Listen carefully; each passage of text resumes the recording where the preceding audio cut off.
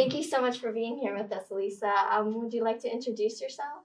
Hi, and thank you so much for having me today. My name is Lisa Morrissey. I'm the Director of Health for Housatonic Valley Health District, which used to be New Milford Health Department, Washington Health Department, and the Pomper Rock Health District. Oh, wow. Okay. What made you want to go into public health? I kind of stumbled into public health. I never started out with a desire. Like when I grew up, I wanted to go into public health. I was in the private sector first. And then I went back to school and I was thinking about a career in the research.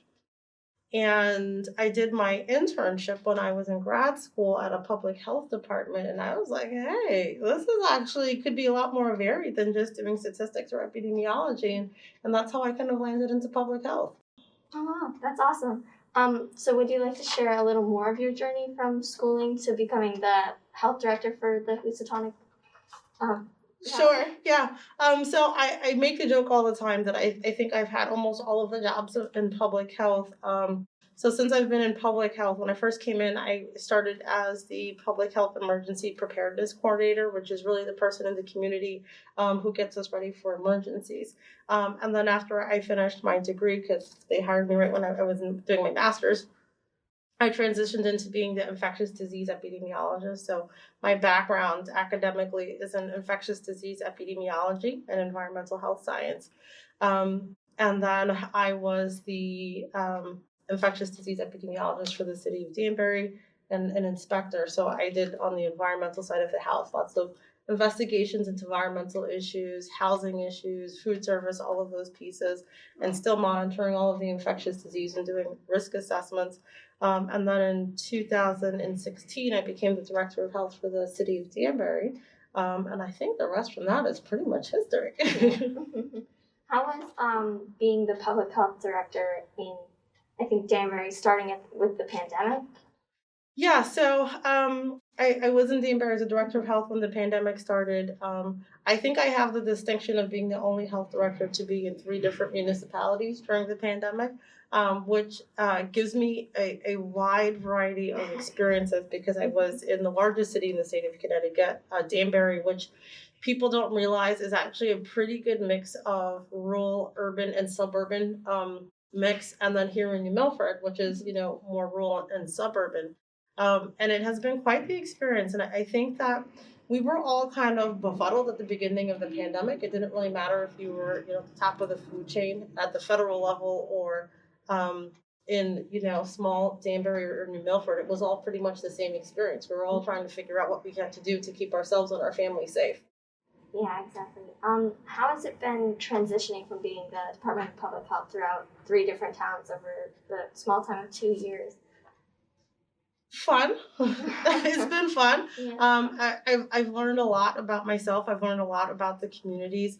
And it's been such a great experience. And the one thing that I can say has been consistent throughout all of it is that the public health needs don't really change no matter where you are. You have smaller needs that change geographically based upon the community. So if you're working in a community that has more poverty, their specific baselines needs change because of that. But those are the foundational pieces that of public health that don't change. You just have to change your message and change your starting point because unfortunately when we talk about equity and access, we're not all starting here. Some of us are up here, some of us are down here. In order to get us all to have good health, we have to level the playing field. And that's been pretty consistent no matter what community I've been in. Yeah. Mhm. Wow. Is there anybody specifically who's inspired you throughout all of this? Oh my goodness, I've got a bunch, but honestly, it's my mom. I think I look at my mom. So my family, my mother's from Barbados. My mom came Oh, here when she was in her 20s by herself to this country. She didn't know a single person, and really has like built a life for us here in this country. So when I was a kid, my mom worked double shifts as a nurse to make sure that we could go to a great school district, we could live in an excellent neighborhood, and then really pushed us to go to college. And then myself, I have a whole bunch of kids at my house.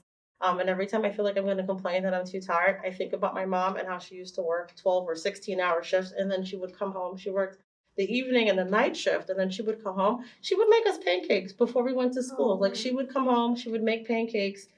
She'd make us a hot breakfast. She always wanted to make sure we had a hot breakfast, and she'd get us out to school every day.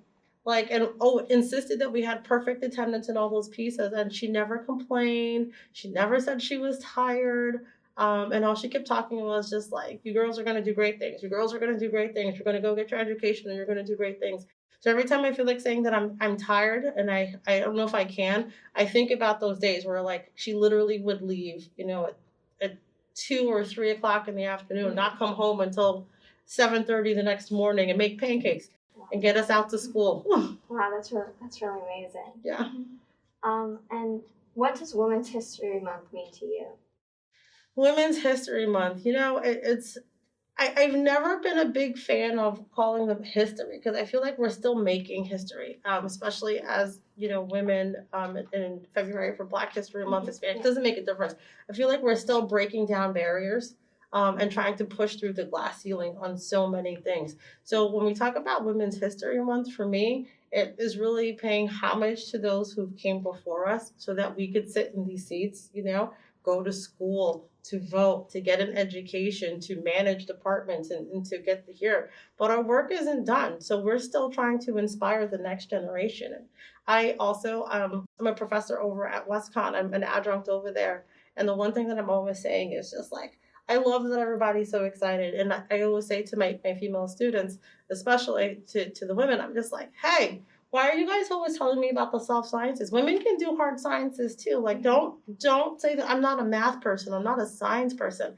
And I tell them, like, I'm an infectious disease epidemiologist. I hated math. Like, I'm still terrified of math. And I love epidemiology. And it was really because another woman in my life was just like, why do you keep saying that you don't like math or that you hate math? Mm-hmm. She's just like, if you say that, you're eventually going to believe it. Mm-hmm. And you won't be able to do it. So it really is providing that mentorship to the next coming generation so that they can continue to break through that, like I said, break through the wall and break through the ceiling to keep those accomplishments going. We're not finished. That's a really great outlook, I think. Yeah. Would you like to tell us more about being a professor at WestCon? Sure. What would you like to know? Anything in particular? I mean, anything, really. Yeah, so I've been with WestCon, I think, since 2014 or 2015. Yeah, 2014, I think that sounds about right. I teach epidemiology, environmental health science, and global health in the health promotion studies department, and that's always exciting. It's a great program. It's a really good program, especially like if you're thinking about a career in public health, allied health, exercise science. It's excellent. Yeah, well, these are all great things that you're doing. Is there like any lasting message? I know you talked a little bit about this that you would like to send to younger women, especially those who are interested in the public health field?